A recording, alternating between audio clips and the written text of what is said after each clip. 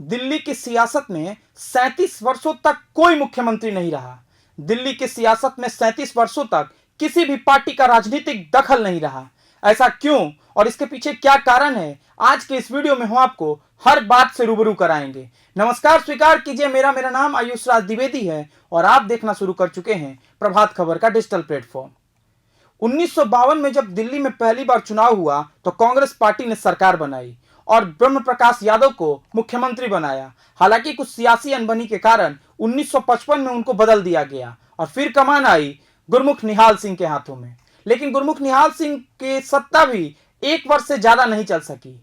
केंद्र सरकार ने राज्य पुनर्गठन आयोग की सिफारिश को मानते हुए फैजल अली के नेतृत्व में एक कमेटी बनाई और उस कमेटी ने यह बात कही कि दिल्ली से पूर्ण राज्य का दर्जा छीन लेना चाहिए और दिल्ली को केंद्र शासित प्रदेश बना देना चाहिए। यह वो समय था जिसके बाद से दिल्ली की सियासत एक नया रुख अपनाने वाली थी। 1956 के बाद दिल्ली में चुनाव नहीं हुए, दिल्ली को स्पेशल स्टेटस दिया गया, जिसके बाद केंद्र सरकार के अधीन वहां उपराज्यपाल के हाथ में सत्ता की चाबी रही। फिर धीरे धीरे लगातार दिल्ली में पूर्ण राज्य की मांग उठने लगी और 1980 के दौर में जब दिल्ली में इसकी मांग तेजी से बढ़ने लगी तो फिर 87 में सरकारिया कमेटी गठित की गई। सरकारिया कमेटी ने 1989 में एक रिपोर्ट दी, जिस रिपोर्ट में कहा गया कि दिल्ली को पूर्ण राज्य का दर्जा दे देना चाहिए।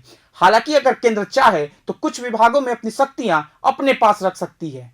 इस सिफारिश को 1991 में नरसिम्हा राव की सरकार ने मान लिया और 1991 में दिल्ली टेरिटरी एक्ट लाकर नेशनल टेरिटरी एक्ट को पास कराया गया और फिर दिल्ली में चुनाव की संभावनाओं पर एक मुहर लगा दी गई। 1993 में फिर दिल्ली विधानसभा के चुनाव हुए और इस चुनाव में बीजेपी सबसे बड़ी पार्टी बनकर उभरी। उस समय बीजेपी ने अपने मुख्यमंत्री के तौर पर मदन लाल खुराना का चयन किया और फिर दिल्ली में लगातार चुनाव होते आ रहे हैं। हालांकि कुछ मुद्दों को लेकर अभी भी केंद्र और राज्य के बीच में सियासी ठनी बनी रहती है, लेकिन दिल्ली के 37 वर्षों तक सीएम न रहने की कहानी के पीछे ये प्रमुख कारण थे जिसकी वजह से दिल्ली को 37 वर्षों तक कोई मुख्यमंत्री नहीं मिला।